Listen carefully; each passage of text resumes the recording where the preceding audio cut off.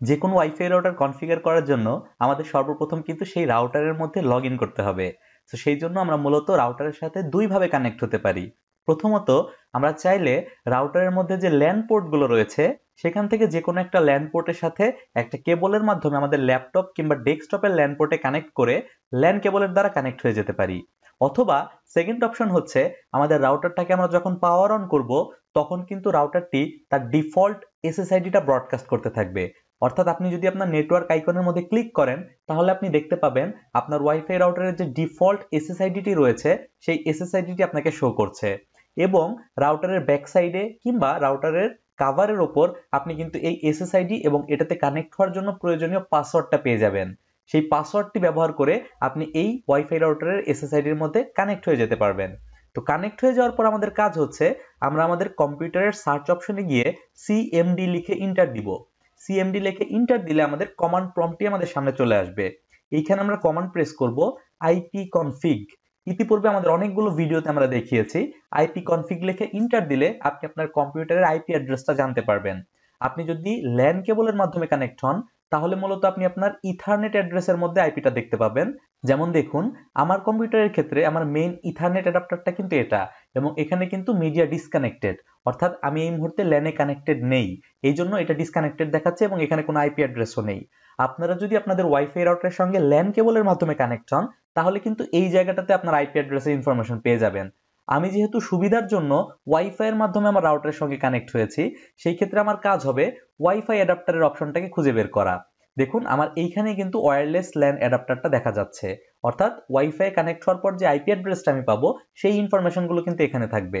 So আমার কম্পিউটারটি এই মুহূর্তে আইপি রিসিভ করেছে 192.168.0.219, এবং এখানে ডিফল্ট গেটওয়েতে যে আইপি অ্যাড্রেসটি থাকবে এটাই মূলত আপনার ওয়াইফাই রাউটারে লগ ইন করার আইপি অ্যাড্রেস। আপনি যে ব্র্যান্ডের রাউটারই ব্যবহার করেন না কেন, এখানে ডিফল্ট গেটওয়েতে যে আইপিটা আপনি পাবেন সেই আইপির মাধ্যমে মূলত আপনি আপনার ওয়াইফাই রাউটারের মধ্যে লগ ইন করতে পারবেন। দ্যাট মিনস আমরা 192.168.0.1 আইপির মাধ্যমে লগ ইন করবো। সো আমরা যে কোনো একটা ওয়েব ব্রাউজার ওপেন করে 192.168.0.1 লিখে ইন্টার দিচ্ছি। ইন্টার দেওয়া মাত্র দেখুন আমাদের টিপি লিংকের রাউটারটির লগ ইন ইন্টারফেসে কিন্তু আমরা চলে এসেছি। এখানে আমাদের বলা হচ্ছে ফর সিকিউরিটি পারপাস নতুন করে পাসওয়ার্ড সেট করার জন্য। এই পাসওয়ার্ডটা কিন্তু আপনার ওয়াইফাই এর পাসওয়ার্ড না। আমরা যখন কোন ওয়াইফাই রাউটারকে কনফিগার করব আমাদের তো সেই ওয়াইফাই রাউটারের অ্যাডমিনিস্ট্রেটিভ পোর্টালে লগ ইন করতে হবে। সো সেইখানে লগ ইন করার জন্য আপনার যে পাসওয়ার্ডটা প্রয়োজন এখানে মূলত আপনি সেই পাসওয়ার্ডটা সেট করবেন। সো এখানে কিছু ক্রাইটেরিয়া বলে দেওয়া হচ্ছে যে আপার কেস লোয়ার কেস ব্যবহার করতে হবে, মিনিমাম কয়টা ডিজিট হতে হবে এগুলো।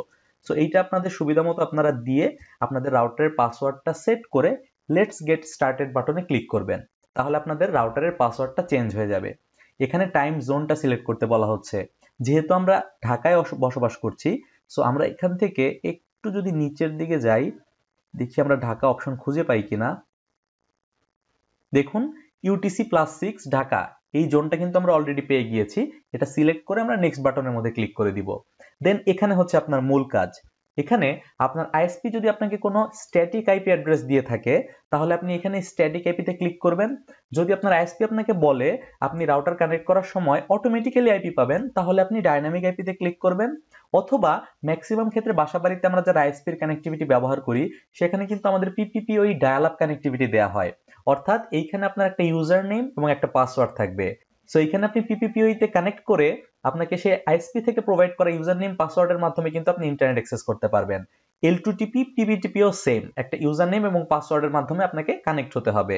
সো আপনার বাসার কানেক্টিভিটিটা পিপিপিওই নাকি L2TP নাকি পিপিটিপি সেটা আপনি মূলত জানতে পারবেন আপনার আইএসপি প্রোভাইডারের কাছ থেকে। আইএসপি থেকে আপনি কনফার্ম হয়ে নেবেন যে আপনাকে কোন ধরনের কানেক্টিভিটি দেওয়া হয়েছে এবং তার এগেইনস্টে একটা ইউজার নেম এবং পাসওয়ার্ড আপনাকে দেওয়া থাকবে। তো সেটার মাধ্যমে আপনি মূলত ইন্টারনেটকে অ্যাক্সেস করতে পারবেন। সো আমি এই মুহূর্তে যে ইন্টারনেট কানেক্টিভিটি ব্যবহার করছি সেটা হচ্ছে পিপিপিওই কানেক্টিভিটি। বেশিরভাগ ক্ষেত্রে আপনাদের আইএসপি থেকে মূলত এই পিপিপিওই কানেক্টিভিটিটাই প্রোভাইড করা হয়। সো এটাতে কানেক্ট করে আমরা নেক্সট বাটনে ক্লিক করছি। নেক্সট বাটনে ক্লিক করার পর দেখুন আপনাকে এখানে ইউজার নেম এবং পাসওয়ার্ড দিতে বলা হচ্ছে। সো আমার আইএসপি থেকে আমাকে যে ইউজার নেম এবং পাসওয়ার্ডটি দিয়েছে আমি এখানে সেই ইউজার নেম এবং পাসওয়ার্ডটি প্রেস করে নিচ্ছি। দেন নেক্সট বাটনে ক্লিক করলাম। এখানে আমাকে বলা হচ্ছে নেটওয়ার্কের জন্য একটা এসএসআইডি সেট করতে, অর্থাৎ আপনি যখন নেটওয়ার্ক আইকনে ক্লিক করে এখানে একটা ওয়াইফাই এর মধ্যে কানেক্ট হবেন ঠিক এই জায়গাটাতে আপনার ওয়াইফাইটা কি নামে শো করবে সেই জিনিসটাই মূলত নেটওয়ার্কের এসএসআইডি। দেখুন এই মুহূর্তে আমার 7590, দেখুন এই যে 7590 এসএসআইডিতে আমি কানেক্টেড রয়েছি। সো এইখানে আপনাদের পছন্দ মতো কোনো একটা এসএসআইডি এবং কোনো সিক্রেট একটা পাসওয়ার্ড এখানে আপনি বসিয়ে নেবেন। আমি কনফিগারেশনের সুবিধার্থে ডিফল্ট ইউজার নেম এবং পাসওয়ার্ডটাই রেখে দিচ্ছি। নেক্সট বাটনে ক্লিক করলাম। এরপরে আপনার রাউটারটি কয়েক সেকেন্ড সময় নেবে আপনার আপলিঙ্কের ইন্টারনেট কানেক্টিভিটিটা চেক করে নিজেকে সেই ইন্টারনেটের সাথে কানেক্ট করার জন্য। সো কয়েক সেকেন্ড অপেক্ষা করি। আশা করছি আমাদের ইউজার নেম এবং পাসওয়ার্ডটা যদি ঠিক থেকে থাকে তাহলে আমরা অল্প কিছু সময়ের মধ্যেই আমাদের আইএসপির মাধ্যমে আমাদের নতুন রাউটারটি ইন্টারনেটে কানেক্ট হয়ে যাবে। এরপর আপনাকে বলা হচ্ছে আপনি আপনার ওয়াইফাই রাউটারের ফার্মওয়্যারটা কি অটো আপডেট করতে চান নাকি ম্যানুয়ালি আপডেট করতে চান। অর্থাৎ ফার্মওয়্যারের মধ্যে যখন কোনো বাগ চলে আসে বা কোনো ধরনের প্রবলেম তৈরি হয় তখন কিন্তু কোম্পানিগুলো নতুন নতুন ফার্মওয়্যার রিলিজ করতে থাকে। আপনি যদি চান আপনার রাউটার অটোমেটিক টিপি লিঙ্কের সার্ভারের সাথে কমিউনিকেট করে তাদের লেটেস্ট রিলিজ হওয়া ফার্মওয়্যারগুলোকে ডাউনলোড করে আপনার রাউটারের মধ্যে ইনস্টল করবে, তাহলে মূলত আপনি টার্ন অন অটো আপডেট দিয়ে রাখবেন, যেটা মূলত টিপি লিঙ্ক থেকেও রিকমেন্ড করা হচ্ছে। সো আপনি যদি turn on auto update select করেন তাহলে এখানে আপনাকে টাইম সিলেক্ট করে দিতে বলা হবে।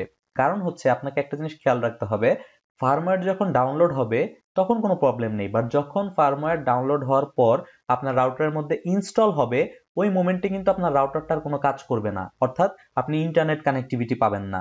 সো এই জিনিসটা মাথায় রেখে আপনি এমন একটা টাইম সিলেক্ট করে দিবেন যে মুহূর্তে আপনার বাসায় যদি ইন্টারনেট নাও থাকে আপনার খুব একটা সমস্যা নেই। সো এরকম একটা টাইম আপনি এখানে প্রেফার করবেন। আমি আমার সুবিধা মতো 3 AM to 5 AM অর্থাৎ রাত 3টার পর থেকে রাত 5টার মধ্যেই কাজটা হবে এটা সিলেক্ট করে নেক্সট বাটনে ক্লিক করে দিচ্ছি। এরপর আমাকে দেখাচ্ছে এই মুহূর্তে আমরা যে রাউটারটি কনফিগার করলাম সেখানে কানেক্টিভিটির টাইপ কি ছিল, টাইম জোন কি দিয়েছি, এসএসআইডি 2.4 গিগাহার্জে কোনটা সেটআপ করেছি, 5 গিগাহার্জের জন্য এসএসআইডি কোনটা এবং সেই পাসওয়ার্ডগুলো। সো এগুলো একটু ভালোভাবে দেখে নিয়ে আপনি আবার নেক্সট বাটনে ক্লিক করবেন। তো এবার এখানে বলা হচ্ছে make sure the device is connected to the router wirelessly or via a ethernet cable. এর মানে হচ্ছে আপনি যে ল্যাপটপ কিংবা কম্পিউটারের মধ্যে বসে আপনার ওয়াইফাই রাউটারটাকে কনফিগার করছেন সেই ল্যাপটপটা যেন এই মুহূর্তে ওয়াইফাইতে অথবা ল্যান্ড কেবলের মাধ্যমে আপনার রাউটারের সঙ্গে কানেক্টেড থাকে। সো আমরা একটু মেক শিওর করে নিচ্ছি। দেখুন এইখানে আমাদের যে ওয়াইফাই এসএসআইডি রয়েছে সেটাতে কিন্তু আমরা ইতিপূর্বে কানেক্টেড ছিলাম, যেটা ডিফল্ট অবস্থায় ছিল। যদিও আমরা নতুন করে এসএসআইডি পাসওয়ার্ড সেট করার পর সেম নামটা রেখেছি, বাট নতুন করে সেট করার পর কিন্তু আমরা সেখানে আর কানেক্ট হইনি। সো দ্যাট এখানে মূলত আমাদের ওয়াইফাই এর কানেক্টিভিটিটা ছেড়ে দিয়েছে। তো এখান থেকে আমরা আবার পুনরায় কানেক্ট হয়ে নিচ্ছি। দেন এখানে বলা হয়েছে কানেক্ট করার পর নেক্সট বাটনে ক্লিক করার জন্য। সো এখন যদি আমরা একটু নেক্সট বাটনে ক্লিক করি তাহলে দেখুন, তো নেক্সট বাটনে ক্লিক করার পর টিপি লিঙ্কের ক্লাউড সার্ভিসের জন্য আপনাকে এখানে একটা টিপি লিঙ্কের আইডি খুলতে বলা হচ্ছে। আপনি এখানে আপনার ইমেল অ্যাড্রেস এবং পাসওয়ার্ড দিয়ে লগইন করার মাধ্যমে টিপি লিঙ্কের ক্লাউড সার্ভিসের জন্য আপনার একটা আইডি খুলে নিতে পারেন। আপনি যদি আপনার মোবাইলে টিথার অ্যাপসের মাধ্যমে এই রাউটারটাকে ম্যানেজ করতে চান সেই ক্ষেত্রে আপনার এই জিনিসটা কাজে লাগবে। আমরা রাউটারটাকে যেহেতু এখন ওয়েব মোডে কনফিগার করছি সো আমরা এই পর্যায়ে এটাকে স্কিপ করে দিচ্ছি। তো দেখুন আমাদের রাউটারটা অলরেডি ইন্টারনেটের সাথে কানেক্ট হয়ে গিয়েছে। রাউটারটাতে বলা হচ্ছে একটা নতুন ফার্মওয়্যার পাওয়া যাচ্ছে, আমরা এটাকে আপগ্রেড করতে চাচ্ছি কিনা। সো আমরা এখন এটাকে আপডেট করব না, আমরা সুবিধা মতো পরবর্তীতে এটাকে আপগ্রেড করে নিব। সো রিমাইন্ড মি লেটার দিয়ে দিচ্ছি। তো আমরা ইন্টারনেট কানেক্টিভিটি পাচ্ছি কিনা এটা চেক করার জন্য আমরা জাস্ট অন্য একটা ট্যাবে গিয়ে গুগলে ঢুকে যাচ্ছি। দেখুন আমাদের রাউটার থেকে আমরা কিন্তু আমাদের ল্যাপটপের মধ্যে অলরেডি ইন্টারনেট পেয়ে গিয়েছি। দ্যাট মিনস আমাদের ওয়াইফাই রাউটারের যে বেসিক লেভেলের কনফিগারেশন সেটা কিন্তু অলরেডি হয়ে গিয়েছে। সো আপনারা যদি চান আপনারা কিন্তু এই ইন্টারনেট, ওয়্যারলেস এবং অ্যাডভান্স অপশনে গিয়ে ডিটেইল কনফিগারেশনের প্রসেসগুলো দেখতে পারেন। আমি খুব শর্টে আপনাদেরকে বলে দিচ্ছি। ইন্টারনেটের ভেতরে গিয়ে মূলত আপনাদের রাউটারের আপলিংকটা কনফিগার করতে হবে, অর্থাৎ আইএসপির সাথে যে আপনি কানেক্টিভিটিটাকে এস্টাবলিশ করবেন সেই কনফিগারেশনটা এখানে থাকবে। যেহেতু আমার পিপিপিওই কানেক্টিভিটি সো আমি পিপিওই দিয়েছি। আপনার যদি কোনো পাবলিক অথবা রিয়েল আইপি থাকে তখন কিন্তু আপনাকে স্ট্যাটিক আইপি দিয়ে সেই আইপি ইনফরমেশনগুলো এখানে বসাতে হবে। দেন যদি আপনি ওয়্যারলেসে যান তাহলে মূলত আপনি 2.4 গিগাহার্টজ এবং 5 গিগাহার্টজ এর জন্য আপনার রাউটারে যে এসএসআইডি এবং পাসওয়ার্ডটি রয়েছে সেটা এখানে সিলেক্ট করতে পারবেন। আপনি কিন্তু চাইলে এই রাউটারটার মধ্যে একটা গেস্ট নেটওয়ার্কও ক্রিয়েট করতে পারেন, অর্থাৎ আপনার ইউজাররা একটা নির্দিষ্ট এসএসআইডিতে কানেক্ট হবে এবং আপনার বাসা কিংবা অফিসে যদি কোনো বাইরের গেস্ট আসে তখন তারা গেস্ট নেটওয়ার্কে কানেক্ট হবে। সো সেই জিনিসটাও কিন্তু আপনি এই রাউটারের মধ্যে করতে পারছেন। পাশাপাশি আপনি যদি অ্যাডভান্স অপশনে যান তাহলে আপনি এখানে অনেক ফিচার পেয়ে যাবেন যেগুলো আপনি ওয়ান বাই ওয়ান এক্সপ্লোর করে দেখতে পারেন। এতক্ষণ আমরা মূলত কুইক সেটআপটা দেখেছি। স্ট্যাটাসের মধ্যে মূলত আপনার রাউটারটা এই মুহূর্তে কোন মেথডে কি আইপি অ্যাড্রেস রিসিভ করে ইন্টারনেটের সঙ্গে কানেক্ট হয়ে রয়েছে সেই ডিটেলটা আপনারা দেখতে পাবেন। আপনারা যদি ইন্টারনেট বাটনে ক্লিক করেন তাহলে ইন্টারনেটের যে কনফিগারেশনটা আপনারা এখানে বসিয়েছেন সেটা আপনারা দেখতে পাবেন। ল্যান অপশনে গেলে আপনি দেখতে পাবেন আপনার ওয়াইফাই রাউটারের সঙ্গে যে ডিভাইসগুলো কানেক্ট হবে তারা মূলত কোন সিরিজের আইপি অ্যাড্রেস পাবে সেই আইপি গুলো আপনি এখানে দেখতে পাবেন। এখানে দেখুন 0.1, অর্থাৎ আপনার ওয়াইফাই রাউটারটার ল্যান ইন্টারফেসে 0.1 আইপিটি বসানো রয়েছে।